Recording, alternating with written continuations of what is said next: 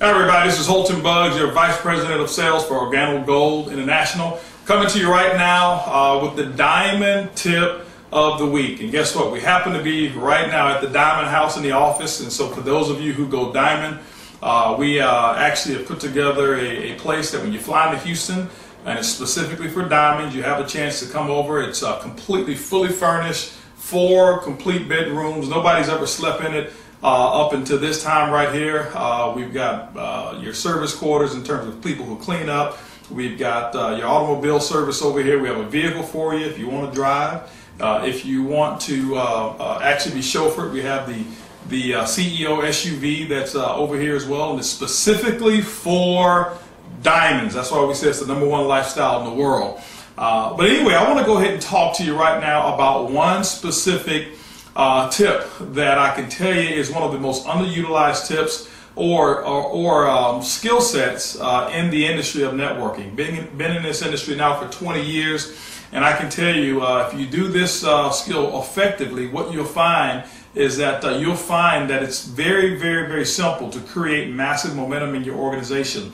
We're right now about to enter, or we have entered, the blue zone, and we know that we work our business in 3 separate zones. First zone is the white zone, massive exposure, getting product out, sampling, talking to people, the invites, all of those things, making sure that we massively expose. Even using the Coffee Concierge system that we've actually revamped now is a great system to use to expose our product and expose our business. As you move into the blue zone, we start talking about massive sponsoring. That means that all of those people that you've talked to, now we've got to go ahead and sponsor those people. We've got to put them in process or keep them in process and now get a resolution.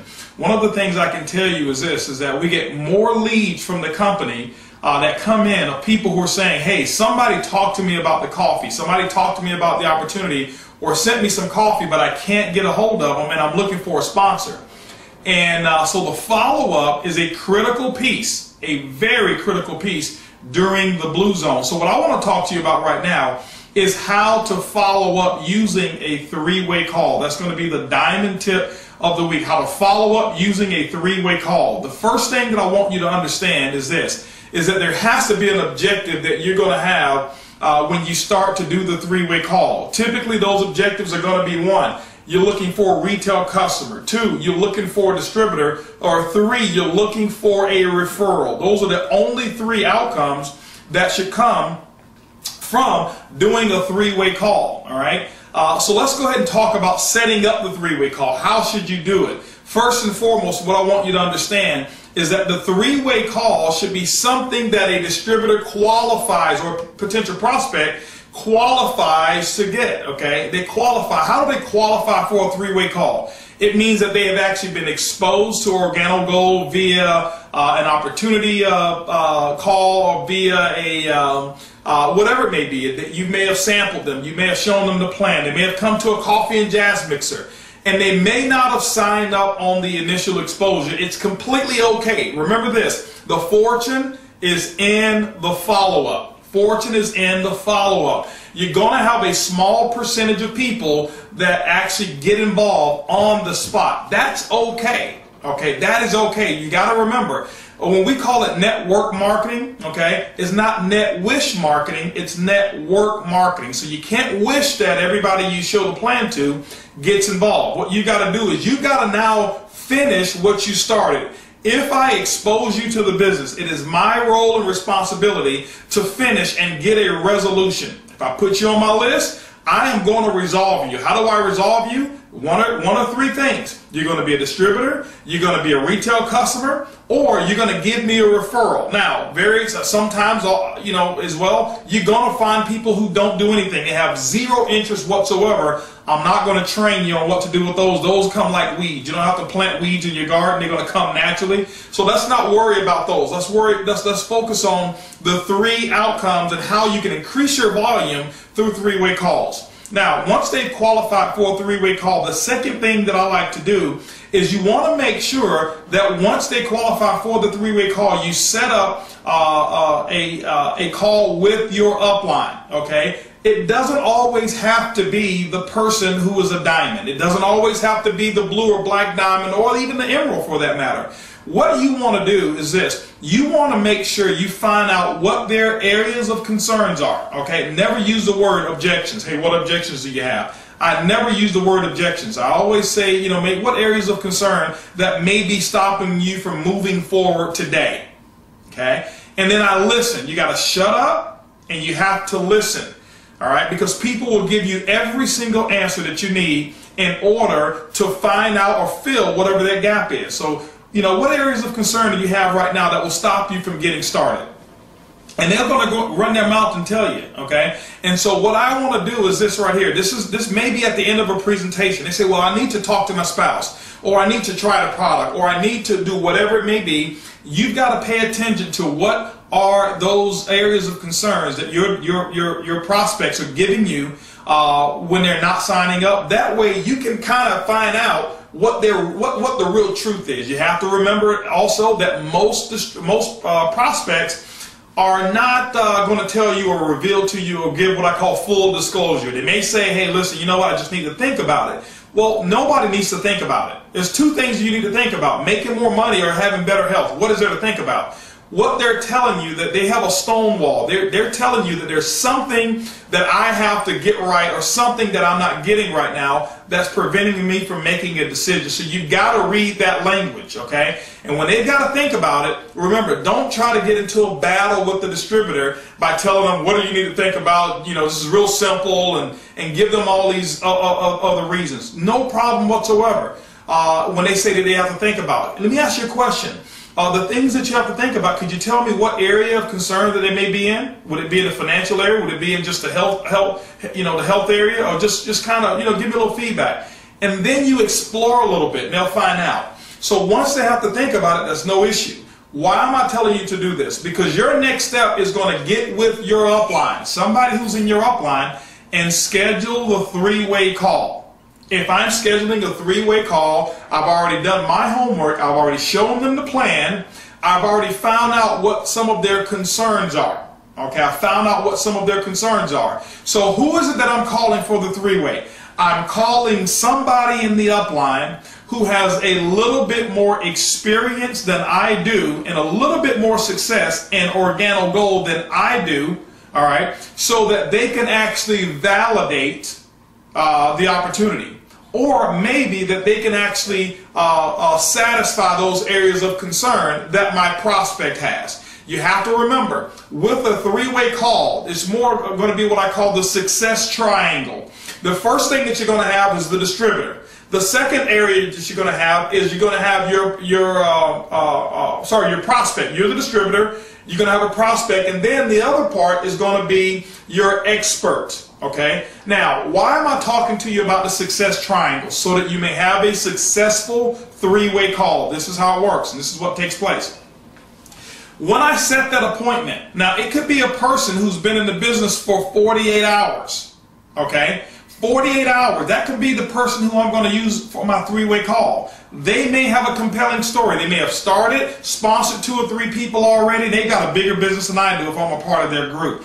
They don't have to have years of experience. Remember, people are going to buy your emotion, and they're going to buy your confidence more than they're going to buy your skill. Stop worrying about trying to teach them about Ganoderma. Stop worrying about trying to explain the compensation plan. We've got all of those things on oguniversity.com. Don't worry about doing that, okay? I very seldom, if ever, explain the compensation plan during a three-way call because it is a waste of my time. That's why we put it on video there, all right? So what I'm going to do to my prospect is that I'm going to let my prospect know, well, listen, you know what? I know that we were supposed to get together and cover a couple of areas of concerns as you were thinking about it as you went home. Now, second tip, set the three-way call and the follow-up no longer than 48 hours after the exposure.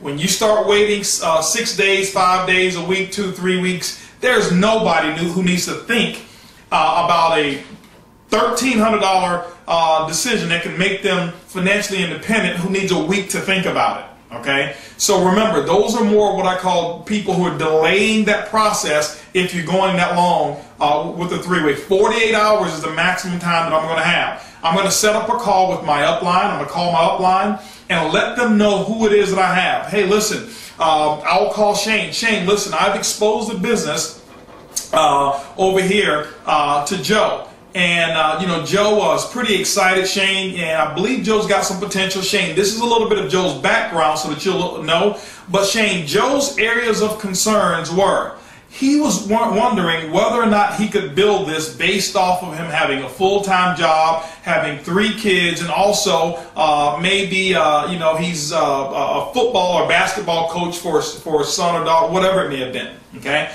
So that may be his area of concern. I'm going to equip Shane. Why? Because I want Shane to know I'm giving him the information that Joe was concerned about so that I can let the expert satisfy that. See, if I was the person who could satisfy Joe's concern, Joe would have already been in. But I may be a little bit too close to Joe. So now, what am I going to do? I get on the phone, I call Joe back, I say, Joe, listen, I've got some great news. Just as, what are you talking about? You know, Joe, I know that when we talked, you had a couple of areas of concern. And, you know, they're completely legitimate. You know what? If I were you looking at an opportunity that can set me and my family free as well, I would really want to think about, you know, what am I going to do with this, all this free time and all this money that I'll possibly be making? So I completely understand your thoughts on that. But listen, what I was able to do was I was able to get Shane Moran, or let's not talk about just Shane Moran right now because everybody won't be able to do a 3-way with them. Let's just say your upline. Now what you're going to do is you're going to edify that person. Listen, this person that you're going to meet, let's just call this person here Mary, okay? Mary's your upline. Let's say you're going to use Mary. I had a chance to get Mary. I want to let you know that Mary has a business that's 3 times the size as mine. Now, Mary could have been in 2 days ago, sponsored 3 people, and guess what? I only have 1. She's got 3. She's got a business 3 times the size as mine. But I didn't say she got in 3 days ago. I'm just edifying her business, and it is the truth. I'm not going to say anything about Mary's income because Mary's been in 3 days. Okay? And I'm not going to promote things that are not true. I'm only going to edify what is actually true about Mary. All right? But I'm going to make my prospect, let my prospect know all the great things about Mary because I know that Mary had the same issue that my prospect Joe has. So Mary doesn't have to be an expert in the comp plan. Joe just wants to know, can he do this with the time frame he does? And Mary, who's been in 3 days, who's got maybe 4 or 5 kids, who's also maybe a PTA mom or whatever it may be, she's going to satisfy that concern. But I'm going to make Joe understand that she is an expert. Mary can handle and take care of all of your issues. And I'm going to make it an honor. Joe, listen, it's going to be an honor to get with Mary because Mary told me that if I ever found somebody who was just as sharp as you are in that category, she would take 5 minutes of her time to explain her story and how you can best get started in Organo Gold. And now, you know what? I've complimented Joe by saying that he's sharp. I've edified Mary by making him understand that her time is very valuable and important, and I booked the appointment. Joe, I want to know if I can make it happen where you and Mary get on the phone, you're going to honor the appointment, correct? Absolutely. Well, Joe, what I want you to make sure you do is that those areas of concerns, that you have all the details around those so that Mary can actually talk to you. And Joe, I want to let you know this. Mary's not a salesperson. She's not going to try to sell you. She's got a very successful business, and she's really going to help you evaluate your decision. Okay? And so that's what I do. When I go ahead and make that connection, I've already edified Mary. Now, if Mary was a sapphire, ruby, emerald, or diamond, I'm not going to speak in those terms of diamond, emerald. Why? Because Joe has no idea what that means. He has no idea. Okay? And so I'm just going to say she has a very successful business. In this case, Mary has a business that's 3 times the size as mine, and it's growing every single week. Her business is increasing. Okay? And so I'm edifying that. And so now what I'm going to do is this right here.